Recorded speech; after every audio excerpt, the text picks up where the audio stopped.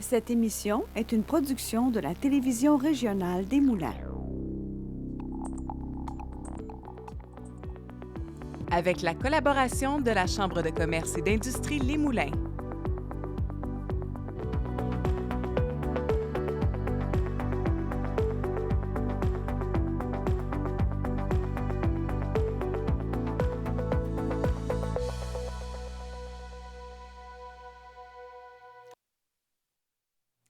Bienvenue à Fibreux. Mon invité aujourd'hui a fondé, dis-je, en 1998, une entreprise de vêtements pour hommes et femmes et a fait progressivement de Marcus une destination mode reconnue pour son service personnalisé et sa vaste gamme de tailles. Très présent sur le plancher, dis-je, il a su faire évoluer son entreprise au fil des défis, de la restructuration au cours de la pandémie jusqu'à un tout nouveau projet hôtelier en République dominicaine. Et c'est ça qui m'intéresse, c'est ça qu'on va parler, non, mais son mantra, là où il y a des problèmes, il y a des solutions. Évidemment, Marc-André Charette, que plusieurs connaissent, mais si vous ne le connaissez pas, vous allez apprendre à le découvrir. Marc-André, bienvenue à Fibreux. Merci. Content Merci. de te recevoir. Tu es un bonhomme dynamique, quelqu'un qui a de l'énergie à revendre. Fait que je voulais que tu viennes nous en vendre quelques secondes ici à l'émission. Marcus, parlons-en, une entreprise que tu as fondée en 98. Au départ pour hommes. Exact. Aujourd'hui, hommes et femmes. Donc, il y a sûrement une dame derrière qui a dit « Pourquoi tu nous ignores? » Puis là, il est arrivé quoi? Comment ça se passe, ça? Mais juste avant, qui est Marc-André? Qu'est-ce qui fait que tu t'es retrouvé là-dedans? Dans le vêtement pour hommes, ma mère était dédiée à ce métier-là. Ah oui? Puis, couturière ou était... Couturière, modiste de chapeau, OK. entrepreneur à Joliette, justement. Puis, OK. à travers tout ça, c'est ce qui a fait que moi, je pense que je me suis découvert dans ce métier-là. Tu as découvert une passion, Ouais. puis il est arrivé Ouais. une opportunité où tu as pu acquérir une entreprise, où tu l'as fondée, comme tu disais. Comment ça s'est passé, ça? Ça s'est passé... C'était un petit coin de Repentigny où est-ce que j'ai été élevé, où est-ce Ouais. que je suis né. Puis il y avait un monsieur qui tenait mercerie depuis plusieurs années. Puis je suis allé le rencontrer, puis j'ai dit, écoute, je suis dans ce métier-là, j'aimerais ça, justement, peut-être aller plus loin avec vous si vous êtes intéressé à vendre. Puis c'est de là que ça a parti le projet. Et de là, Marcus est né. Oui. Marcus vient de... Marcus, dans le fond, c'était... Quand ma mère était en Moses après moi, Oui. elle m'appelait Marcus. Arrête donc! Puis, l'autre coïncidence, c'était mon grand-père, quand j'étais tout jeune, j'étais asthmatique, OK. j'étais souvent malade. Puis mon grand-père m'appelait tout le temps Marcus Wilby. OK. Puis c'est de là que c'est venu l'idée De là de est venue dire l'idée de Marcus. dire oui. Marcus. Donc, Exact. Marcus, aujourd'hui, un vêtement pour hommes et femmes. Oui. On présente des images au moment où on se parle lors de l'entrevue. Mais dis-moi, Marc-André, tu étais fasciné par l'entrepreneuriat. Tu voulais être ton propre patron. C'était-tu aussi le fait d'être dans une ligne que tu connais bien, mais c'était voulu que tu voulais être ton propre chef, là? Oui, absolument.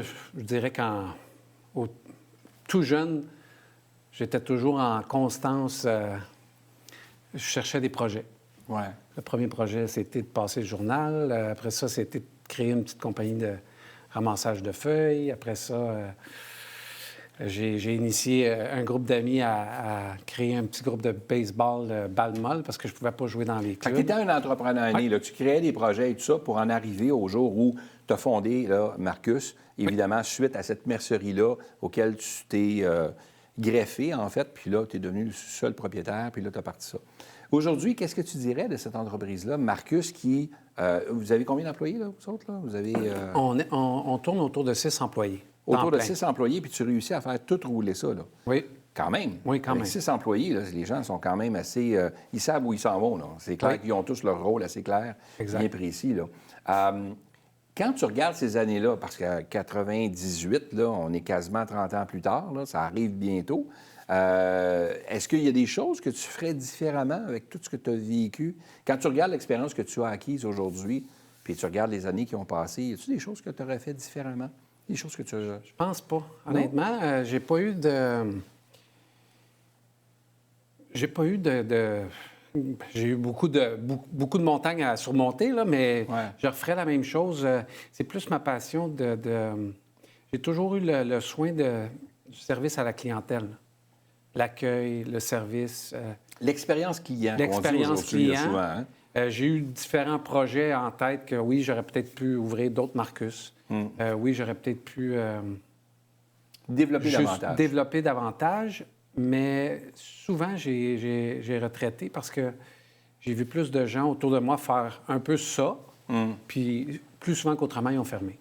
OK. C'est peut-être ce côté-là. J'avais peur de perdre l'essence et le service envers le offert. client actuel.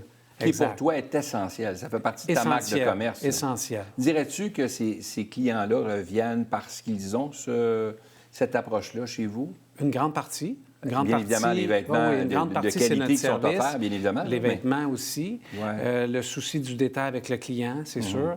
Le souci du détail des choix de vêtements aussi. Ça, c'est un gros plus. L'ensemble de l'œuvre. J'aime ça être proche du client. J'aime ça un peu connaître ce qu'ils font, Vous avez une grande force chez vous. Vous avez une variété de tailles. C'est quand même assez impressionnant, là, qui est assez large, le spectre. Là. Pourquoi?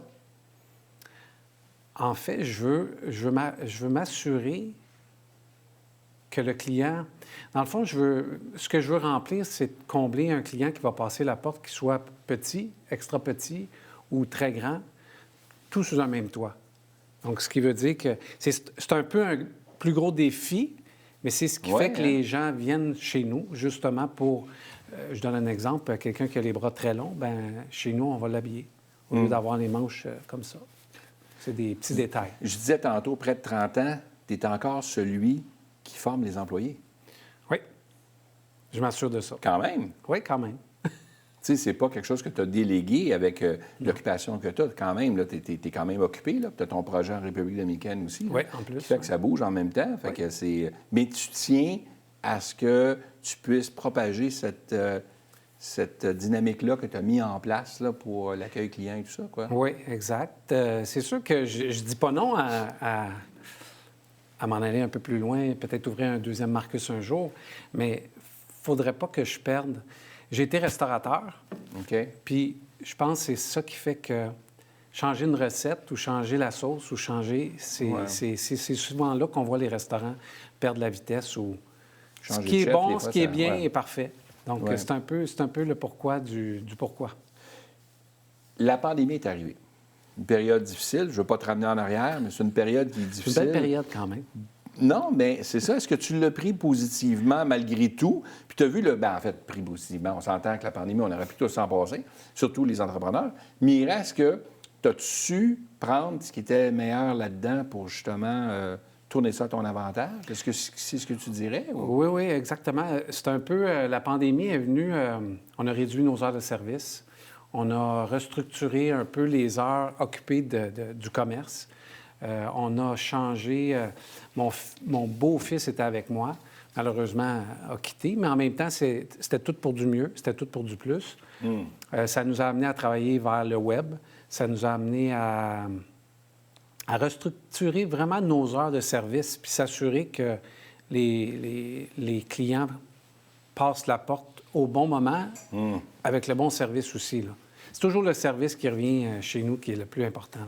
OK. Ma question, y a-t-il une différence dans le service que tu as mis en place, l'accueil, l'expérience client à Repentigny versus celui qu'on retrouve chez Takuma, qui est la boutique hôtel que tu es en train de mettre en place en République? C'est-tu le même principe?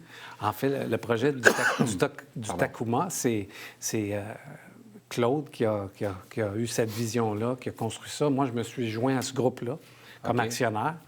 OK. Mais oui, d'ailleurs, c'est le pourquoi je me suis joint à ce groupe-là, parce qu'ils ont le souci. Mais d'ailleurs, je vais le souligner, Claude, là, parce que c'est un... C'est qui, Claude? Claude, c'est un mentorat pour moi. OK. C'est quelqu'un de très important. Puis il m'a amené vers ce type de projet-là. Puis il m'a amené vraiment à... Dans le fond, je l'ai aimé tout de suite parce qu'il a le même souci du détail que moi. OK. Fait qu'il a la même vision, le même... c'est vraiment ça qui a fait que... C'est ça qui a fait que tu as dit, Oui. OK, je saute dans le projet. Oui. Tu avais cette confiance-là, puis tu as dit, non, on s'en va là. Ouais. D'ailleurs, je vais être présent là, du 4 au 26 mars, justement, pour faire l'accueil, pour voir les clients, là. Pas facile, ça. 4 au 26 mars, quand même, tu es obligé de te consacrer quelques semaines au soleil là-bas. Oui.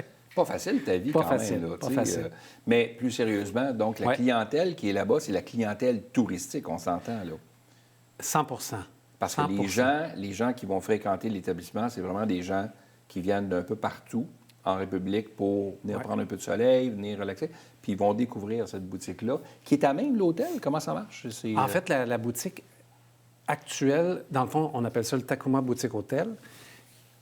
C'est un peu parce que c'est une petite hôtel. Il va y avoir un deuxième projet qui va être construit qui va s'appeler le Takuma Village. Et c'est à cet endroit-là qu'il va y avoir vraiment la boutique Marcus qui va justement avoir... qui va porter le même nom, là. Probablement que oui. OK. Probablement que oui. OK. C'est pas encore décidé à 100 mais une chose est sûre, c'est que ça va être le même ADN. Là, le but ultime, c'est un peu la même Avec chose. des là. gammes de vêtements quand même qui vont différer un peu, bien évidemment, vu la température, vu le contexte et tout ça. Là. Oui, exact. Fait Vu que- le contexte, mais vu aussi principalement la température, principalement aussi le côté cérémonie est beaucoup plus fort dans le sud, ceux qui se marient, ceux qui... Ah ben oui! Ceux qui, Ah ben oui. on dira bien ce qu'on veut, mais qui vont à l'église à chaque dimanche, ben Ouais. ça s'habille un peu plus. Comme un peu comme nous dans le temps, là, 30, Ouais. 40 ans. là. Oui, Ouais. oui, tout à fait. Ouais. Mais c'est un beau projet, là. C'est un Fait très que beau là, projet. c'est quand que t'as... Là, t'as pas du tout l'intention d'arrêter, là. À t'écouter, t'es vraiment sur une lancée, puis Ouais. c'est go. On Oui, continue, oui, là. on continue. On continue. Honnêtement, je pense que c'est ce qui nous tient en vie, l'être humain, pour moi, là, c'est d'avoir des projets. Puis ces types de projets-là m'allument énormément. Puis d'ailleurs, les deux ensemble concordent bien, puis m'allument autant. Quand je me retire, j'ai le temps de penser à mon Marcus. Puis quand je suis chez Marcus, bien, j'ai le temps de penser au Takuma. OK. Fait que ça me donne l'aisance, puis ça me donne du carburant aussi, là. Dirais-tu que l'équipe que tu as en place te permet de pouvoir réaliser ça? L'équipe que tu as en place ici localement, parce que si tu t'évades quand même pendant quelques semaines à l'extérieur, pas toujours évident non plus là, de laisser disons, ton bébé là, ici, là, pour qu'il soit en bonne main quand même. Oui, c'est le plus gros défi. Présentement, on l'a. On a l'équipe pour. Je travaille très fort à poursuivre ce projet-là, d'ailleurs. On a des jeunes qui poussent dans l'entreprise actuellement. Ouais. J'ai mon fils aussi qui pousse dans l'entreprise, qui s'occupe à 100 du web et du numérique. Mais oui, effectivement, c'est un défi en soi, mais je l'ai relevé pendant 28 ans, puis je compte continuer à le relever aussi. Mais c'est un des plus gros défis au Québec. Oui, hein? Oui, un très gros défi. Mais t'aimes les projets. J'aime les projets. carbures à ça, là. T'aimes ça, Ouais. là. Ouais, Fait que vraiment. c'est quelque chose. Là. Écoute, c'était fascinant. T'es un être fascinant. Dès la première journée où je t'ai rencontré, tu sais, on se le disait hors d'onde, mais il y a quelque chose, que j'ai compris de toi. Puis je me vois aussi parce que je suis un passionné aussi. Puis je souhaite que le meilleur pour la suite. Marc-André, tu le mérites pleinement. Tu as vraiment une belle équipe et j'invite les gens à aller vous visiter parce que c'est vraiment un bel endroit. Fait que, merci d'avoir accepté On les l'invitation. invite aussi. Ouais, why not? Fait que merci beaucoup. Puis on ira voir en République dominicaine. Oui, Ça va être intéressant. on vous y attend. À bientôt. Merci.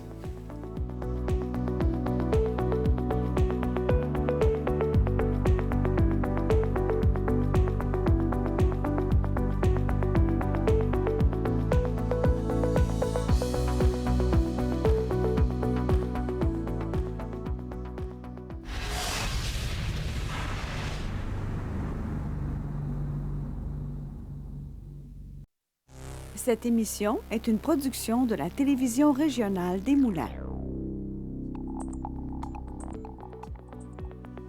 Avec la collaboration de la Chambre de commerce et d'industrie Les Moulins.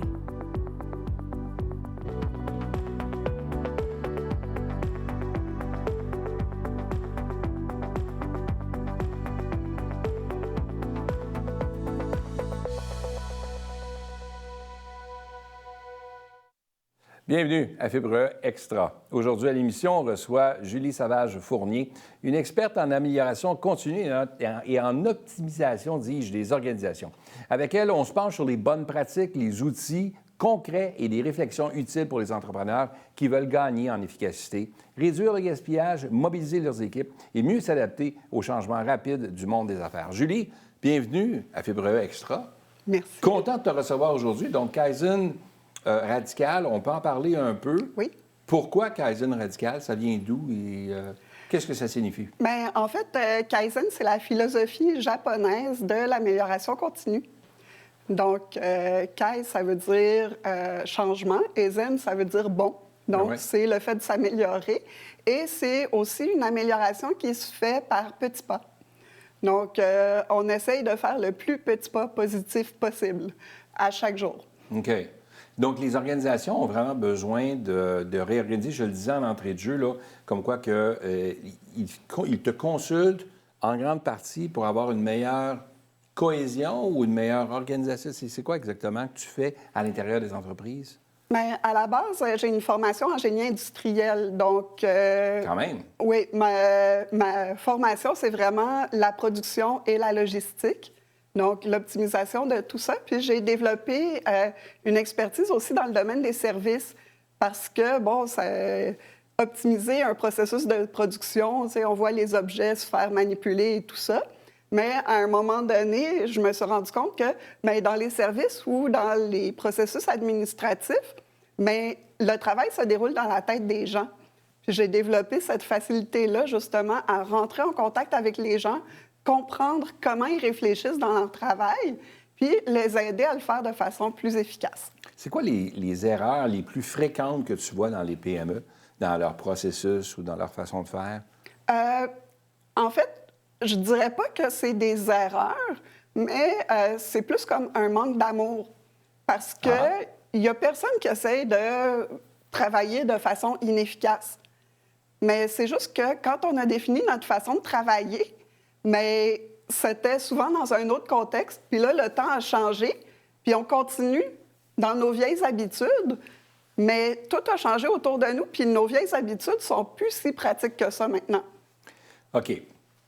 Allons-y du début, là. Oui. L'amélioration continue. Quand on dit l'amélioration continue, on a tendance à penser que tous les jours, il faut s'améliorer, il faut devenir meilleur pour, à un moment donné, vaincre toutes ces erreurs, ou du moins ces façons de faire qui sont peut-être pas aussi adéquates pour l'entreprise. Oui. Donc, l'amélioration continue, on le définirait comme ça ou il y a une autre définition? On peut le définir exactement comme ça. Moi, j'aime ça parler de trouver un équilibre. Parce que tout change, tout bouge autour de nous.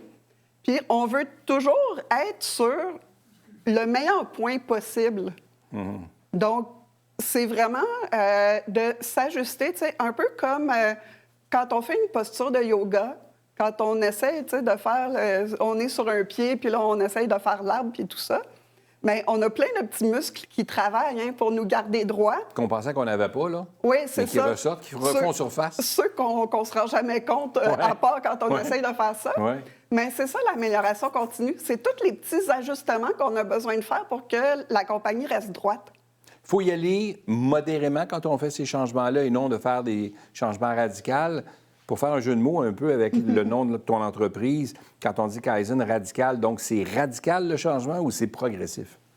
Bien, le changement est progressif. On peut décider de faire un gros projet puis de faire un gros changement, mais dans l'amélioration continue, c'est vraiment la maintenance de ce changement-là, donc les petits ajustements progressifs. Puis pourquoi Kaizen Radical? Parce que radical, ça veut dire ce qui vient des racines. Puis je voulais justement retourner aux racines... À la base. À la base. Puis aussi, bien, où est-ce qu'on résout les problèmes? Bien, c'est à la racine.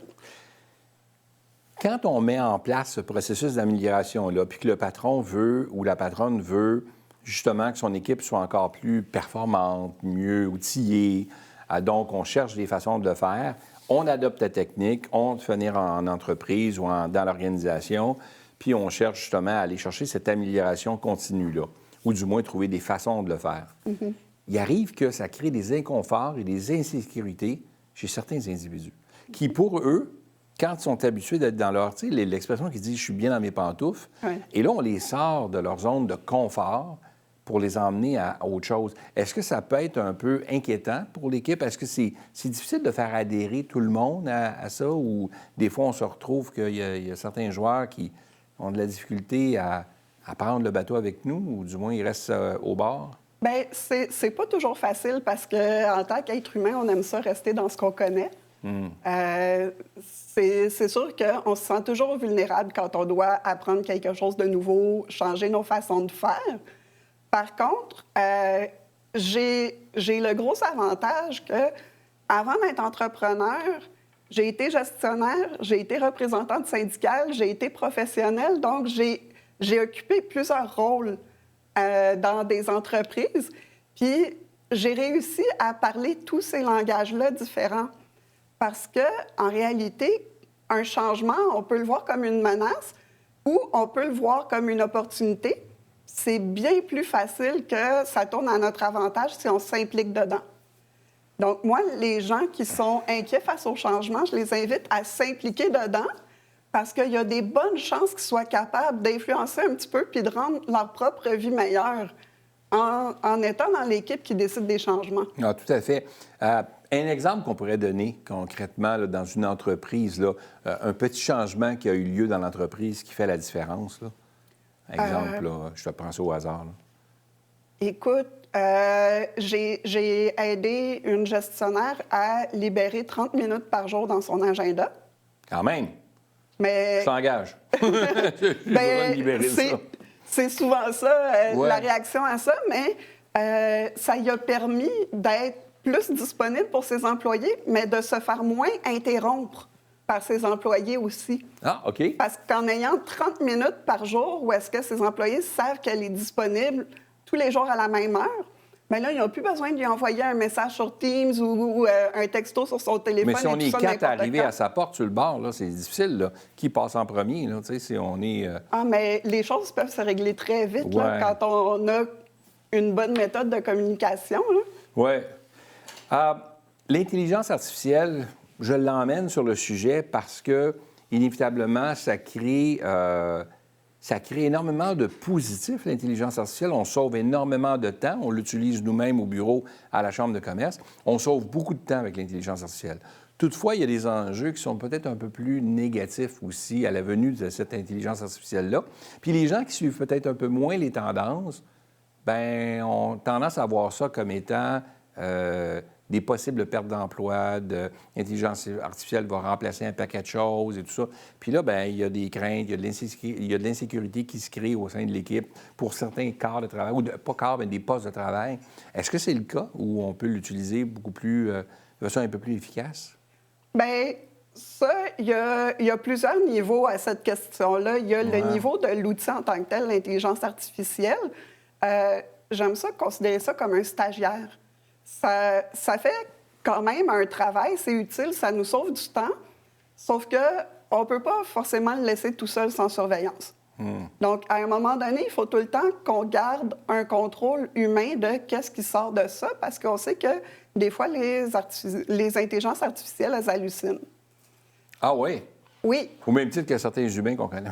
Bien, c'est ça. Ça fait qu'eux autres, on les check. Il faut qu'on fasse la même affaire avec l'IA. OK. Puis, l'autre chose, c'est qu'en termes de société, mais on est dans un choc générationnel. Il y a plus de monde qui partent à la retraite que de monde qui arrive pour travailler. Ouais. Si on veut être capable de générer la même quantité de richesse, bien, on ne peut pas juste se fier sur les personnes. Il faut comme augmenter les personnes avec des outils performants. C'est un petit peu ça que l'IA vient faire aussi. En période de changement, là, tu sais, quand on parle d'un changement rapide, là, il arrive des choses, là, tu te dois t'adapter. Tu n'as pas le choix, il faut que tu suives la tendance. Si tu ne le suis pas... Tu sais, une entreprise qui n'a pas de site web aujourd'hui, on a un problème. Tu sais, quelqu'un qui n'a pas de page sur les réseaux sociaux, dans les divers réseaux, on a un problème aussi. C'est là que ça se passe, puis il faut que tu restes connecté avec tout ça. Tu ne peux plus être comme dans le temps. Tu sais, les bottins de pages jaunes, comme j'ai connu quand j'étais jeune, je sais, il y a des jeunes là, qui m'écoutent et qui disent de quoi ils parlent, mais il reste que ça existait. Aujourd'hui, ça n'existe plus. Donc, il faut que tu sois à l'ère du temps. Ces changements rapides-là, comment une entreprise peut rester agile, là, puis de continuer à naviguer dans tout ça? Ça va tellement vite, les changements, aux 6 mois, là. C'est fou, là. Bien, en fait, il ne faut jamais s'asseoir sur nos façons de faire. Nos façons de faire, elles doivent évoluer au même rythme que notre entreprise, puis au même rythme que notre environnement. Donc, à partir du moment où notre environnement change, bien, on a des choses à adapter. Puis, un un processus, une procédure, une façon de faire, ça ne doit jamais rester figé dans un cartable sur une bibliothèque, là. Il faut qu'on soit toujours capable de le mettre à jour parce que ça doit toujours refléter la meilleure façon qu'on connaît aujourd'hui de faire les choses. Ça veut dire que demain, on pourrait connaître une autre meilleure façon puis être encore plus efficace. Il est clair aussi que quand on regarde l'entreprise, on a souvent tendance, surtout les gestionnaires, on a tendance à regarder l'efficacité via l'état des résultats. Donc, les revenus, les dépenses, on voit un peu ce qu'il y en est, on voit un peu qu'est-ce qui est généré par l'entreprise, ce que ça nous coûte, qu'est-ce qui nous reste en bout de ligne et tout ça. C'est souvent ce qui guide nos décisions aussi, à savoir si on coupe à des endroits, si on embauche, si, tu sais, on veut développer les affaires davantage dans tel secteur. Ça nous donne une bonne indication, là, tu sais. Toutefois, est-ce qu'on a raison de l'utiliser de cette façon-là quand on veut faire augmenter la productivité chez notre équipe? Je ne sais pas si tu me suis, mais l'équipe, on veut qu'elle devienne plus performante. Est-ce qu'à quelque part, en faisant ça, on ne crée pas un genre de pression qui, en bout de ligne, fait l'inverse, mais ralentit l'efficacité de l'équipe parce que là, ils se sentent pressurisés par des façons de faire? C'est complexe un peu, là, non? Bien, c'est pour ça que j'ai une maîtrise en ingénierie. C'est parce que c'est complexe. Ben ouais. J'ai étudié longtemps pour bien comprendre ça. En fait, oui, si on met juste de la pression sur les gens, c'est totalement contre-productif. Ce qu'on doit faire, c'est équilibrer notre système de production. Puis le système de production, bien, il y a des humains, il y a des outils, puis il y a des méthodes. Puis les trois doivent fonctionner comme il faut ensemble. OK. Ça fait que des fois, pour être plus productif, bien, il faut leur rajouter des outils, leur donner des meilleures méthodes, donner des nouvelles habitudes aux humains, créer des nouvelles routines. C'est là que ça va se passer, là, ce qui est bon. Exactement. Écoute, c'est super intéressant, puis je suis content que tu sois venu à l'émission nous l'expliquer. C'est trop court. J'avais encore plein de questions pour toi, mais j'ai un livre entre les mains que tu as écrit. Oui. Donc, il dit Expérimenter pour s'améliorer. Donc, évidemment, j'invite les gens à le consulter. C'est vraiment un livre fascinant. Et je te remercie une fois de plus d'avoir accepté l'invitation à Fibre Extra. Je trouve que ça a été... on a grandi davantage, on a appris davantage sur le sujet en soi. Fait que merci à toi. Merci.